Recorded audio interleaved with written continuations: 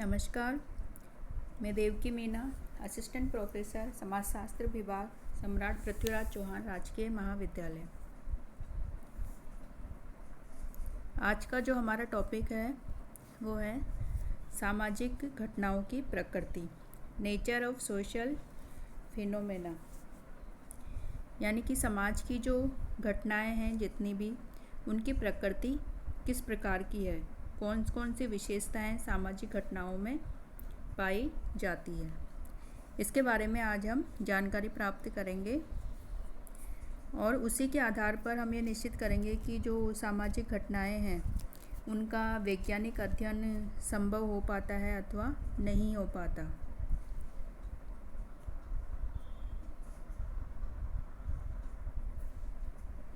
तो सबसे पहले हम देखते हैं जो सामाजिक घटनाओं की जो विशेषता है, प्रकृति है। सबसे पहली है इसमें सामाजिक घटनाओं की जटिलता। यानी कि जो सामाजिक घटनाएं हैं उनकी जो सबसे प्रमुख विशेषता है वो है उनकी जटिल प्रकृति। क्योंकि सामाजिक घटनाओं की जो विषय वस्तु है वो है मानवीय सामाजिक संबंध है और वो बहुत ही जटिल प्रकृति के होते हैं। क्योंकि स्वयं मनुष्य का जो स्वभाव है, उसका जो व्यवहार है, उसमें अनेक विभिन्नताएं हमें देखने को मिलती है। उसके जो वो कुछ सोचता है, कुछ कहता है या कुछ करता है, उसमें भी अनेक भिन्नताएं देखने को मिलती है। यानी कि वो जैसा सोचता है वैसा वह करता नहीं है और जैसा वह कहता है वैसा वो सोचता नहीं है। तो इस कारण, जटिलताओं के कारण जो मानव का जो व्यवहार है उसे समझना बहुत ही कठिन है। और सामाजिक संबंध और जो सामाजिक घटनाएं होती है वो अनेक प्रकार के जो भौतिक, सामाजिक, आर्थिक कारक, मनोवैज्ञानिक कारक आदि के द्वारा निर्धारित होती है और साथ ही उनसे प्रभावित भी होती है। तो इस कारण ये कहना कि किस कारक का कितना प्रभाव पड़ा है और ये जानना बहुत ही कठिन है। इस कारण जो मानव का जो व्यवहार है, सामाजिक घटनाएं हैं जितने भी, उनकी जो प्रकृति है बहुत ही जटिलता लिए हुए हैं और उनको समझना बहुत ही कठिन है। साथ ही जो सामाजिक संबंध है, व्यवहार है, उन सभी के जो कारकों को मालूम करना भी बहुत अधिक कठिन है कि उनके सापेक्ष प्रभाव या महत्व को निर्धारित करने में कितनी कठिनाई उपस्थित होती है हमारे सामने।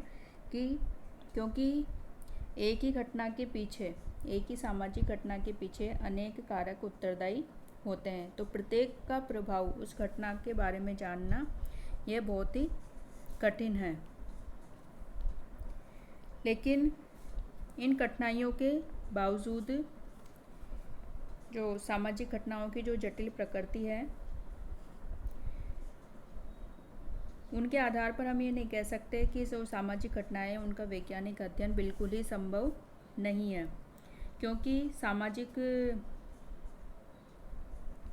समाज में जो मनुष्य है या समूह के जो व्यवहार है उनमें भी एक प्रकार की नियमितता, व्यवस्थितता या क्रमबद्धता या समरूपता का नितांत अभाव नहीं पाया जाता। क्योंकि उनमें भी कुछ न कुछ समरूपता पाई जाती है। जैसे कि हम ये नहीं कह सकते कि जो कम से कम, जैसे कोई मनुष्य, मान लीजिए कि जैसे सभी मनुष्य सोने से पहले, रात्रि में पहले वो भोजन करते हैं, या फिर ऐसा नहीं होता है कि मनुष्य पहले रात्रि में सोता है और फिर वो आधी रात को उठकर भोजन करेगा। तो ये जो समानता है, कुछ ऐसे समान, जैसे सभी सुबह उठकर अपना पूजा पाठ करते हैं या दोपहर में वो पूजा पाठ नहीं करते, रात में सोने का काम करते हैं, दिन में वो अपने काम करते हैं। तो कुछ न कुछ समानताएं मानव व्यवहार में पाई जाती है। और इसी प्रकार जैसे कि कम से कम जो रक्त संबंधी होते हैं समाज में सभी के उनको छोड़कर विवाह संबंध स्थापित किए जाते हैं। तो ये जो समानताएं हैं कुछ जो मानव में या मानव संबंधों में, मानव व्यवहार में अवश्य ही देखने को मिलती है। इसी प्रकार जो किसी भी परिस्थिति की या व्यवहार की जो जटिलता होती है, ये जटिलता हमेशा सापेक्ष रूप में होती है। यानी कि मानव समाज की जो जटिलता है वो अधिकांशतः जो उसके बारे में जो हमारी अज्ञानता है, संबंधों के बारे में यदि जानकारी नहीं है, उस अज्ञानता के फलस्वरूप उसको जटिल रूप में समझा जाता है। यानी कि जैसे जैसे मानव व्यवहार के बारे में, मानव संबंधों के बारे में या सामाजिक घटनाओं के बारे में हमारे ज्ञान में बढ़ोतरी होगी, उसी के अनुरूप जो सामाजिक घटनाएं हैं उनकी जटिलता धीरे धीरे कम होती जाएगी। इस प्रकार हम ये कह सकते हैं कि जो सामाजिक घटनाओं की जटिल प्रकृति है वो उसके वैज्ञानिक अध्ययन में बाधा उपस्थित नहीं करती। यानी जितना हम सामाजिक घटनाओं के बारे में ज्ञान प्राप्त करेंगे उतनी ही उनकी जटिलता दूर होती जाएगी। दूसरी जो नेक्स्ट जो सामाजिक घटनाओं की विशेषता है वो है सामाजिक घटनाओं की गतिशील प्रकृति। यानी कि जो सामाजिक घटनाएं, जैसे कि जो भौतिक घटनाएं होती है, भौतिक वस्तुएं होती है, भौतिक घटनाएं होती है, उनमें स्थिरता का गुण पाया जाता है। यानी कि उसमें परिवर्तन बहुत कम होता है। ये जैसे कि अचेतन वस्तुएं होती है, जड़ वस्तुएं होती है, उनमें परिवर्तन नहीं होता, यह बहुत कम होता है। लेकिन जो मानव स्वभाव है वो परिवर्तनशील है। मानव समाज के जो परंपराएं हैं, विश्वास, मूल्य, रीति रिवाज, स्वयं मानव का जो व्यवहार है वो सदैव परिवर्तनशील रहता है, सदैव परिवर्तित होता रहता है। तो इस परिवर्तनशीलता के कारण उसकी जो किसी भी प्रकार की उसके बारे में सही या वैज्ञानिक भविष्यवाणी करने में कठिनाई उपस्थित होती है। और जो सामाजिक घटनाएं हैं वो स्थिर नहीं होती, उनका भूतकाल में कुछ अलग स्वरूप होता है, वर्तमान में कुछ अलग और भविष्य में कुछ उनका अलग स्वरूप होगा। परंतु इसका यह अर्थ नहीं है कि सामाजिक घटनाओं का हम वैज्ञानिक अध्ययन नहीं करते, नहीं या संभव नहीं है। क्योंकि समाजशास्त्र में सामाजिक घटनाओं के संबंध में जो अनेक वैज्ञानिक अध्ययन हुए हैं और हो भी रहे हैं और उनके आधार पर सिद्धांतों का निर्माण किया जा रहा है। नेक्स्ट जो है सामाजिक घटनाओं में अमूर्तता। अमूर्तता यानी कि एब्स्ट्रैक्ट, जो सामाजिक घटनाओं की जो प्रमुख विशेषता है वो अमूर्त होती है। यानी कि हम भौतिक वस्तुओं की भांति सामाजिक घटनाओं को देखकर या उनको स्पर्श करके या उनको सूंघकर उनको ज्ञात नहीं कर सकते। अर्थात जो सामाजिक घटनाएं हैं उनको अपनी ज्ञानेंद्रियों के द्वारा हम प्रत्यक्ष अवलोकन और अध्ययन नहीं किया जा सकता। क्योंकि जो समाज में जो संबंध है, हमारे मानवीय संबंध है, विचार है, आदर्श है, मूल्य है, भावनाएं हैं, उनको हम इंद्रियों के द्वारा प्रत्यक्ष अवलोकन नहीं कर सकते। उनको सिर्फ हम महसूस कर सकते हैं, अनुभव कर सकते हैं, अनुभव के द्वारा उनको जाना जा सकता है। तो इस कारण सामाजिक घटनाओं के बारे में जो ज्ञान है हमारा वो सीमित हो जाता है और प्रतीकात्मक रूप से शब्दों के द्वारा ही सामाजिक घटनाओं को हम ज्ञात कर पाते हैं। लेकिन सामाजिक घटनाओं की अमूर्त प्रकृति के कारण उनका वैज्ञानिक अध्ययन संभव नहीं है, ये कहना गलत है। क्योंकि वर्तमान में समाजशास्त्र में भी अनेक ऐसी प्रविधियाँ विकसित कर ली गई है जिनके आधार पर सामाजिक घटनाओं को मापा जा सकता है और उनका अध्ययन किया जा सकता है। नेक्स्ट है सामाजिक घटनाओं में व्यक्तिनिष्ठता। क्योंकि जो सामाजिक घटनाएं होती है अमूर्त होती है, यानी कि वो हमें दिखाई नहीं देती, उनको केवल हम अनुभव कर सकते हैं। तो इस अमूर्तता के कारण सामाजिक घटनाओं में व्यक्तिनिष्ठता पाई जाती है, अर्थात व्यक्तिनिष्ठता का तात्पर्य है कि जब अध्ययनकर्ता किसी भी घटना का अध्ययन करता है, किसी भी सामाजिक घटना का अध्ययन करता है, तो वो स्वयं समाज का या उस सामाजिक घटना का अंग होता है। तो इस कारण उसके स्वयं के जो विचार है, उसके जो आदर्श है, पसंद नापसंद है, विश्वास है या पूर्वाग्रह उस अध्ययन पर प्रभाव डालते हैं, उस अध्ययन को प्रभावित करते हैं। तो सामाजिक घटनाओं में जो व्यक्तिनिष्ठता के कारण उनके जो वैज्ञानिक अध्ययन में कठिनाई आती है, क्योंकि व्यक्तिनिष्ठता के कारण जो सामाजिक घटनाओं के अध्ययन पूर्णतः पक्षपात रहित नहीं हो पाता, यानी कि अध्ययनकर्ता स्वयं के विचारों से, स्वयं की इच्छा से, पूर्वाग्रह से अध्ययन को प्रभावित कर सकता है। लेकिन व्यक्तिनिष्ठता के कारण यह कहना कि वैज्ञानिक अध्ययन संभव नहीं है बिल्कुल भी सामाजिक घटनाओं का, क्योंकि ये कहना गलत है, क्योंकि जो वर्तमान में जो प्रविधियां है समाजशास्त्र में, उसके आधार पर सामाजिक घटनाओं का वैज्ञानिक अध्ययन संभव हो सका है और ऐसे उपकरण और प्रविधियां विकसित कर ली गई जिनके आधार पर जो अध्ययनकर्ता स्वयं पर नियंत्रण रखता है और सामाजिक घटनाओं का पक्षपातपूर्ण या पक्षपात रहित होकर पूर्ण निष्पक्ष रूप से सामाजिक घटनाओं का अध्ययन कर पाता है। नेक्स्ट है सामाजिक घटनाओं में समरूपता का अभाव, यानी कि जो सामाजिक घटनाएं होती हैं उनमें, जैसे कि भौतिक घटनाएं होती है, उनमें सार्वभौमिकता का, जो भौतिक घटनाएं होती है उनमें समरूपता पाई जाती है, यानी कि जो भौतिक घटना, जैसे कि मान लो एक जगह कोई बारिश है या कोई आंधी तूफान आया, तो दूसरी जगह भी वैसा ही मौसम हो सकता है। मौसम से संबंधित या और किसी से संबंधित भौतिक घटना में समरूपता पाई जा सकती है, लेकिन जो सामाजिक घटनाएं होती है उनमें एक रूपता का अभाव पाया जाता है, क्योंकि विभिन्न देशों में या विभिन्न समाजों में परिस्थितियों के अनुसार उनमें भिन्नता पाई जाती है। जैसे कि एक ही समाज में विभिन्न धर्मों को मानने वाले लोग रहते हैं या विभिन्न प्रकार के उनके विश्वास होते हैं, अलग अलग प्रथाओं को मान सकते हैं, अलग अलग उनके आदर्श हो सकते हैं। तो सामाजिक घटनाओं में एकरूपता और निश्चितता नहीं पाई जाती, तो इस कारण उनके वैज्ञानिक अध्ययन में कठिनाई आती है। परंतु ये जो समरूपता का अभाव है या एकरूपता का अभाव, ये ऊपरी तौर पर हमें देखने को मिलता है, लेकिन समाज का जो निर्माण करने वाले जो लोग हैं उनके संबंधों में, उनके उद्देश्यों, उनके विचारों में, उनके व्यवहारों में आदि में समानता देखने को मिलती है,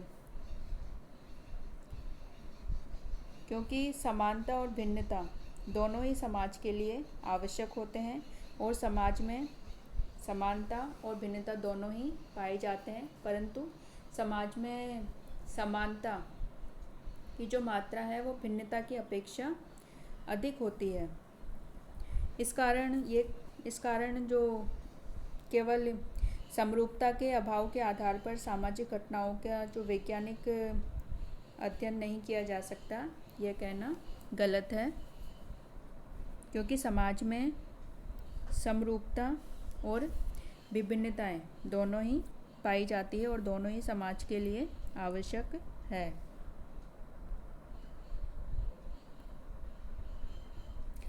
नेक्स्ट जो विशेषता है सामाजिक घटनाओं की, वो है सामाजिक घटनाओं की गुणात्मक प्रकृति,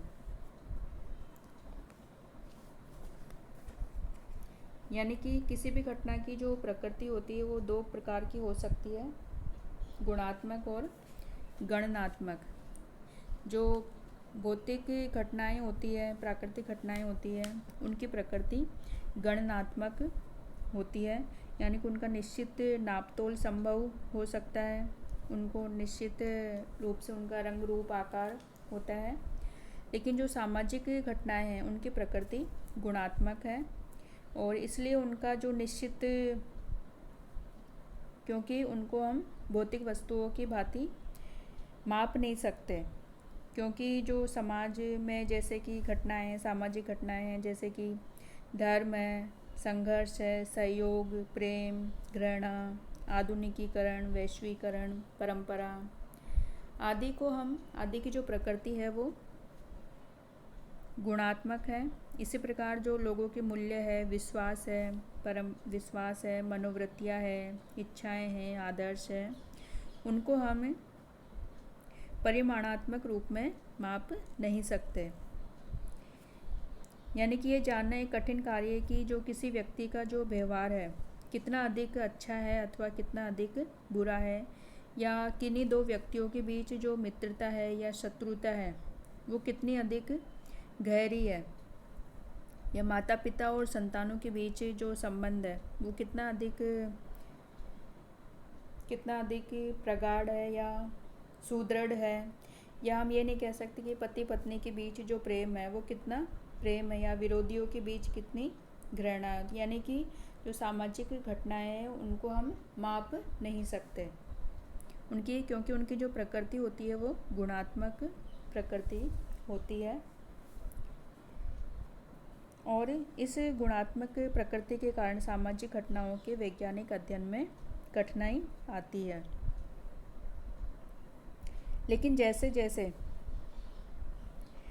लेकिन क्योंकि प्रत्येक विज्ञान है जो गुणात्मक होता है प्रारंभ में, और जैसे जैसे उसकी प्रगति होती जाती है वैसे वैसे उसकी माप की जो विभिन्न प्रणालियां हैं उनका विकास होता जाता है और घटनाओं को गणनात्मक रूप में मापने का जो सामर्थ्य है वो भी धीरे धीरे विकसित होता जाता है।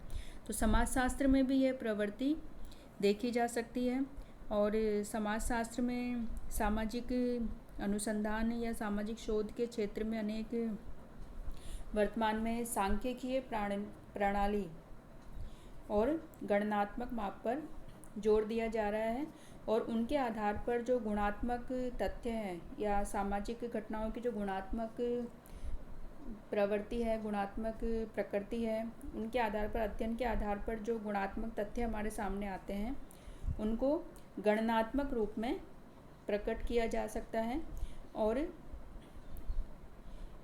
इन पद्धतियों के द्वारा उनका वैज्ञानिक अध्ययन संभव हो पाता है। नेक्स्ट जो विशेषता है सामाजिक घटनाओं की वो है सामाजिक घटनाओं की भविष्यवाणी संभव नहीं है। इन भविष्यवाणी का अर्थ है कि भविष्य में किसी भी घटना के बारे में पूर्व अनुमान लगाना। तो जो प्राकृतिक घटनाएं होती है उनमें भविष्यवाणी करना संभव होता है, जैसे कि मौसम के बारे में या किसी और चीज़ के बारे में, भूकंप के बारे में, बारिश के बारे में आदि के बारे में पूर्व अनुमान लगाना या भविष्यवाणी करना संभव हो पाता है। लेकिन जो प्राकृतिक घटनाएं हैं वो अनिश्चित है और परिवर्तनशील होती है और इस कारण उनके बारे में पूर्वानुमान लगाना बहुत ही कठिन होता है या भविष्यवाणी करना उनके बारे में कठिन कार्य है। यानी कि हम ये नहीं कह सकते कि जो दो व्यक्ति आज मित्र है तो हो सकता है कुछ समय पश्चात ही उनमें, हम ये नहीं कह सकते कि वो सदैव ही मित्रता रहेगी उनके अंदर, क्योंकि हो सकता है किसी बात पर उनमें अनबन हो जाए और अगले दिन ही वो एक दूसरे के कट्टर शत्रु बन जाए। इसलिए क्योंकि इसी प्रकार जो व्यक्ति का जो व्यवहार है उसकी संस्कृति, उसके आदर्शों, उसके मूल्यों, साथ ही जो समय, स्थान और जो सामाजिक परिस्थितियाँ होती है उनके ऊपर निर्भर करता है। इस कारण सामाजिक घटनाओं के बारे में निश्चित रूप से भविष्यवाणी करना संभव नहीं हो पाता।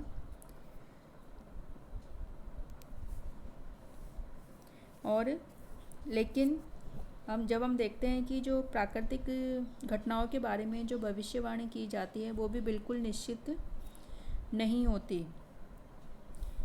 क्योंकि जिस भौतिक नियम को हम सत्य मानते हैं और यदि नवीन खोज से वह भविष्य में असत्य भी सिद्ध हो जाता है। इसी प्रकार सामाजिक घटना के बारे में भविष्यवाणी इसलिए नहीं कर पाते क्योंकि जो हमारा वर्तमान ज्ञान है वो सीमित है, बल्कि सीमित है और इस सीमितता के कारण ही भविष्यवाणी करना संभव नहीं है। लेकिन समय के साथ जैसे जैसे सामाजिक घटनाओं के बारे में ज्ञान बढ़ता जाता है, उनके बारे में अधिक से अधिक जानकारी प्राप्त होती है, तो उसके बारे में भविष्यवाणी करना संभव हो पाता है। और कुछ जो भविष्यवाणियाँ हैं वो सामाजिक घटनाओं के बारे में वो सही भी सिद्ध हुई है, जैसे कि नगरीकरण और जो औद्योगिकरण है वो बढ़ने के साथ साथ समाज में संयुक्त परिवार और जाति प्रथा में विघटन होगा, और ये भविष्यवाणी बिल्कुल सही सिद्ध हुई है। इसी प्रकार जैसे परिवार के टूटने से बाल अपराध बढ़ते हैं, और इसी प्रकार जैसे महिला शिक्षा में बढ़ोतरी के साथ साथ समाज में उनकी परिस्थिति में सुधार होता है। तो इस प्रकार की जो भविष्यवाणियाँ हैं वो बिल्कुल सही सिद्ध हुई है समाज में। तो कहने का मतलब यह है कि सामाजिक घटनाओं के बारे में जैसे जैसे हमारे ज्ञान में बढ़ोतरी होती है, वैसे ही उनके जो विभिन्न कारकों की जो उपस्थिति है और उनके जो प्रभाव के बारे में हम अधिक से अधिक जानकारी प्राप्त कर पाते हैं, और उसी के आधार पर हम अधिक से अधिक बिल्कुल सटीक, बिल्कुल सही सामाजिक घटनाओं के बारे में भविष्यवाणी करना संभव हो पाता है। नेक्स्ट जो विशेषता है सामाजिक घटनाओं की वो है कि सामाजिक घटनाओं में सार्वभौमिकता का अभाव पाया जाता है। सार्वभौमिकता का मतलब है कि जो सामाजिक घटनाएं हैं वो सभी जगह एक समान पाई जाती है। जैसे कि जो भौतिक घटनाएं होती है उनमें सार्वभौमिकता का गुण पाया जाता है, जैसे कि जो अग्नि होती है, आग होती है, उसमें जलाने की क्षमता होती है, पानी से किसी को गीला करने की क्षमता होती है। तो ये जो गुण हैं भौतिक घटनाओं के, ये सभी जगह एक समान पाए जाते हैं। लेकिन सामाजिक घटनाओं में सार्वभौमिकता का अभाव पाया जाता है, क्योंकि विभिन्न समाजों में जो उनकी जो प्रथाएं हैं, रीति रिवाज है, पारिवारिक संरचना है, विवाह की जो संरचना है, नातेदारी आदि में भिन्नताएं पाई जाती है। तो सामाजिक घटनाओं में सजातीयता के अभाव के कारण उनका वैज्ञानिक अध्ययन नहीं किया जा सकता। लेकिन फिर भी सामाजिक घटनाओं में कुछ ऐसी घटनाएं जो कि सभी समाजों में अवश्य ही पाई जाती है। जैसे कि हम कह सकते हैं कि जो सभी समाज है जितने भी, उनमें विवाह, परिवार, नातेदारी की जो संस्थाएं हैं वो अवश्य ही पाई जाती है। हालांकि इनके जो स्वरूप है, विवाह के जो स्वरूप है, परिवार के, नातेदारी के, इनमें स्वरूप में और इनके प्रकार में भिन्नता पाई जा सकती है, और इस कारण जो सामाजिक घटनाएं हैं उनका भी भौतिक घटनाओं की भांति वैज्ञानिक अध्ययन संभव हो पाता है। तो इस प्रकार हमने देखा कि जो सामाजिक घटनाएं हैं उनमें ये विशेषताएं पाई जाती है, उनकी प्रकृति के बारे में हमने देखा। तो इस प्रकार निष्कर्ष रूप में हम ये कह सकते हैं कि जो सामाजिक घटनाओं का अध्ययन, यद्यपि सामाजिक घटनाओं का अध्ययन प्राकृतिक की जो घटना है उनकी भांति सेम टू सेम उनकी भांति प्राकृतिक घटनाओं की भांति उनका अध्ययन करना संभव नहीं है, क्योंकि प्राकृतिक विज्ञानों में जो विषय वस्तु होती है अध्ययन की वो निर्जीव वस्तु होती है, और उससे अध्ययनकर्ता का किसी प्रकार का लगाव नहीं होता, या लगाव नहीं होता, लेकिन और इस कारण उनका जो अध्ययन है वो बिल्कुल तटस्थ रूप से यानी वस्तुनिष्ठ रूप से होकर उनका अध्ययन किया जा सकता है, यानी कि जैसी वो वस्तु है उसी रूप में उसका अध्ययन किया जा सकता है। लेकिन जो समाजशास्त्र की विषय वस्तु है वो सामाजिक संबंध है, सामाजिक घटनाएं हैं और व्यक्ति स्वयं समाज का अंग है, उन सामाजिक घटनाओं का अंग है। तो इस कारण वह तटस्थ रहकर यानी प्राकृतिक घटनाओं की भांति बिल्कुल तटस्थ रहकर निरपेक्ष भाव से उनका अध्ययन नहीं कर सकता। लेकिन वर्तमान में समाजशास्त्र में ऐसी अनेक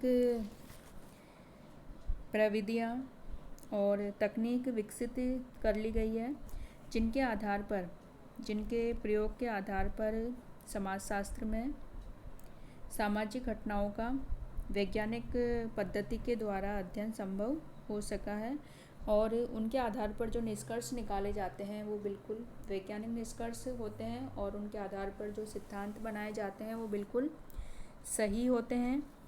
क्योंकि सामाजिक घटनाओं के बारे में जितनी अधिक से अधिक हमारे ज्ञान में जितने अधिक से अधिक बढ़ोतरी होगी उतनी ही अधिक सामाजिक घटनाओं के अध्ययन में शुद्धता आएगी और धीरे धीरे समय के साथ और अधिक वैज्ञानिक प्रविधियों का विकास समाजशास्त्र में किया जा रहा है, जिससे कि सामाजिक घटनाओं का और अधिक यथार्थ और वस्तुनिष्ठ रूप से तथा वैज्ञानिक अध्ययन संभव हुआ है।